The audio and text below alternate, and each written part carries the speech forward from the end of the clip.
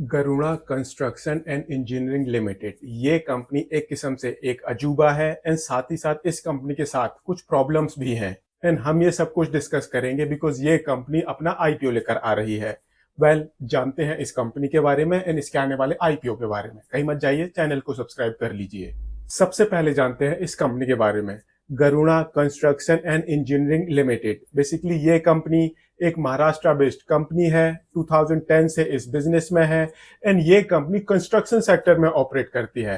Basically ये company residential, commercial and industrial construction के projects execute करती है एंड जो ये इस कंपनी के प्रोजेक्ट्स होते हैं, ये कंपनी इन प्रोजेक्ट्स को गवर्नमेंट के लिए भी एग्जीक्यूट करती है एंड साथ ही साथ प्राइवेट सेक्टर के प्लेयर्स के लिए भी एग्जीक्यूट करती है एंड साथ ही साथ ये कंपनी इससे रिलेटेड सर्विसेज भी प्रोवाइड करती है। सर्विसेज जैसे कि ऑपरेशन एंड मेंटेनेंस की सर्विस, प्लम्बिंग की सर्विसेज, इलेक्ट्रिकल फिटिंग की सर्विसेज, इस तरह की ये कंपनी सर्विसेज भी प्रोवाइड करती है। एंड अगर हम इस कंपनी का ओवरऑल बिजनेस देखें तो इस कंपनी का अप्रोक्सीमेटली 32% बिजनेस वो गवर्नमेंट से आता है एंड अप्रोक्सीमेटली 68% बिजनेस इस कंपनी का वो प्राइवेट सेक्टर से आता है। एंड जो ये इस तरह की कंपनियां होती हैं, जो भी ये रेजिडेंशियल सेक्टर की कंपनियां होती हैं, रियल एस्टेट की कंपनियां होती हैं, इनकी ऑर्डर बुक इन कंपनीज के लिए काफी इंपॉर्टेंट होती है एंड इस कंपनी की जो ऑर्डर बुक है ये मोर देन 1400 करोड़ रुपीस की है। देखने से तो आपको इस कंपनी की ऑर्डर बुक ये काफी छोटी लगेगी, बट अगर आप इस कंपनी की ऑर्डर बुक को इस कंपनी के पिछले 2-3 साल की सेल्स के साथ कंपेयर करोगे तो फिर आपको कंफर्ट आएगा। बेसिकली ये कंपनी एक बहुत बड़ी कंपनी नहीं है बट काफी वेल मैनेज्ड कंपनी लगती है।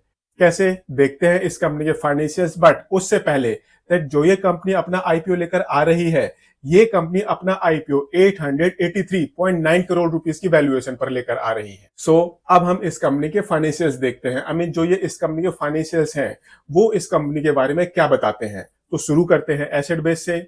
मार्च 2022 में इस कंपनी का एसेट बेस था 111 करोड़ रुपीस का।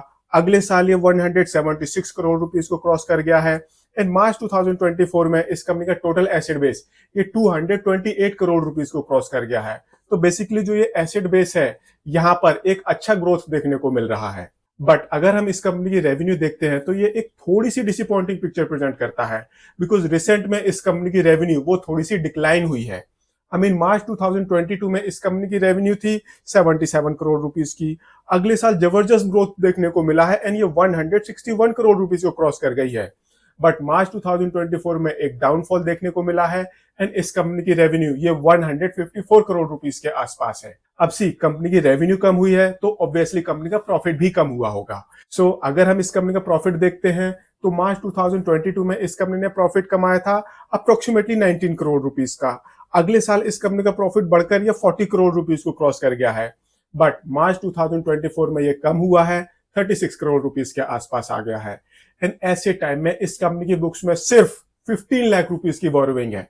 कंपनी बहुत बड़ी है बट जो बोरोइंग है इस कंपनी के ऊपर वो सिर्फ 15 लाख रुपए की है। ऐसे ही अगर हम इस कंपनी का ऑपरेटिंग कैश रियलाइजेशन देखें तो मार्च 2022 में इस कंपनी ने अपने ऑपरेशन से अप्रोक्सीमेटली 13 करोड़ रुपीस का कैश जनरेट किया था।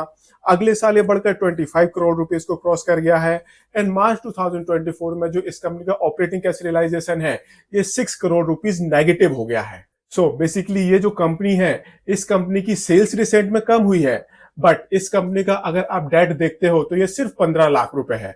एक किस्म से ये कंपनी एक डेट फ्री कंपनी है एंड ये कंपनी कंस्ट्रक्शन सेक्टर में ऑपरेट करती है। कंस्ट्रक्शन सेक्टर में अगर कोई कंपनी ऑपरेट करती है तो उस कंपनी के ऊपर बहुत सारा डेट होता है। ये इस सेक्टर की कंपनीज का एक नॉर्मल फीचर होता है बट इस कंपनी के केस में ये सब मिसिंग है एंड ये बात बहुत अच्छी मानी जाएगी बिकॉज अभी तक जो भी हमने कंस्ट्रक्शन सेक्टर की कंपनीज को बर्बाद हुए देखा है, डेट उनमें बहुत बड़ा रोल प्ले करता है। एंड ऐसे ही जो ये इस कंपनी के मार्जिन हैं, जो ऑपरेटिंग मार्जिन हैं, प्रॉफिटेबिलिटी मार्जिन हैं, वो काफी जबरदस्त हैं। इस कंपनी के जो इबिटा मार्जिन हैं ये 32.49% के हैं। 23.63% के इस कंपनी के पैट मार्जिन हैं। 36% से ज्यादा की इस कंपनी की रिटर्न ऑन इक्विटी है एंड अप्रोक्सीमेटली 47% की इस कंपनी की रिटर्न ऑन कैपिटल एम्प्लॉयड है। बोलने को तो इस कंपनी की जो रिटर्न ऑन कैपिटल एम्प्लॉयड है वो अप्रोक्सीमेटली 47% की है। तो इस तरह की जब भी सिचुएशन होती है तो वहां पर कंपनियां प्रेफर नहीं करती इक्विटी के थ्रू फंड रेज करना, वहां पर कंपनियां प्रेफर करती हैं डेट के थ्रू फंड रेज करना। बट इस कंपनी को पता है दैट अगर डेट कंपनी के पास आएगा तो ये बहुत सारी टेंशंस भी लेके आएगा उससे रिलेटेड। इसलिए जो कंपनी है ये कंपनी एक किस्म से डेट फ्री कंपनी है। अब इस कंपनी को और फंड रेज करना है बिकॉज करंट में इस कंपनी की रेवेन्यू कितनी है, 150 करोड़ रुपए के आसपास। इस कंपनी की ऑर्डर बुक कितनी है, मोर देन 1400 करोड़ रुपीस की। एंड अगर आपको इतनी बड़ी ऑर्डर बुक को एग्जीक्यूट करना है तो आपको वर्किंग कैपिटल के लिए पैसे तो चाहिए ना। उसी के लिए ये कंपनी अपना आईपीओ लेकर आ रही है। कंपनी का टोटल आईपीओ साइज है 264.10 करोड़ रुपीस का। इसमें से 173.85 करोड़ रुपीस का फ्रेश इशू है, बाकी ऑफर फॉर सेल है। 92 रुपीज से 95 रुपीज का प्राइस बैंड है। 157 शेयर्स का लॉट साइज है।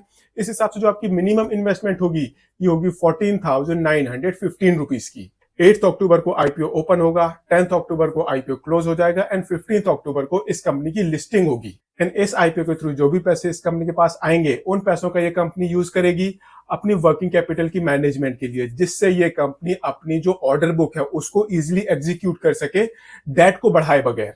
एंड फिर क्वेश्चन आता है क्या आपको इस कंपनी के आईपीओ को सब्सक्राइब करना चाहिए या नहीं। तो यहां पर मैं आपको बता दूं दैट ये कंपनी कंस्ट्रक्शन सेक्टर में ऑपरेट करती है। इस सेक्टर में अगर आपको कोई डेट फ्री कंपनी देखने को मिलती है तो वो बहुत बड़ी बात मानी जाती है। एंड ये कंपनी एक किस्म से एक डेट फ्री कंपनी है। एंड माइंडेड जो भी इस सेक्टर की कंपनियां बर्बाद होती हैं ज्यादातर केसेस में उनके बर्बाद होने के पीछे डेट एक बहुत बड़ा रीजन होता है। एंड ये कंपनी एक किस्म से डेट फ्री कंपनी है, बहुत बढ़िया इसके मार्जिन हैं। तो मे बी फ्यूचर में ये कंपनी अपने इन्वेस्टर्स को काफी जबरदस्त रिटर्न्स दे।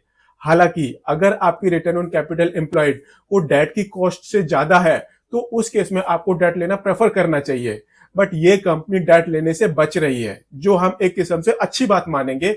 हाँ, कंपनी थोड़ी सी कंजर्वेटिव है बट कहीं ना कहीं ये एक पॉजिटिव है इस कंपनी के लिए। सो जो ये इस कंपनी का आईपीओ है, अगर मार्केट थोड़ी सी भी ठीक रहती है तो जबरदस्त सब्सक्रिप्शन मिलने वाला है, अच्छी लिस्टिंग होगी। बिकॉज जो ये इस कंपनी के फाइनेंशियल्स है काफी सॉलिड है। दो नेगेटिव है दैट इस कंपनी की रिसेंट में सेल्स कम हुई है एंड जो ऑपरेटिंग कैश रियलाइजेशन है वो नेगेटिव हो गया है थोड़ा सा। सो अपना डिसीजन थोड़ा सा सोच समझ कर लें एंड इन्वेस्टमेंट एडवाइजर से कंसल्ट करने के बाद लें। मैं इस कंपनी के आईपीओ को अप्लाई करूंगा। मेरे डिसीजन के बेसिस पर आप अपना डिसीजन बिल्कुल भी मत लें, अपना डिसीजन थोड़ा सा सोच समझ कर लें। एंड अगर आपको ये वीडियो पसंद आया हो तो इसको लाइक शेयर जरूर करें एंड चैनल को सब्सक्राइब करें। Thank you.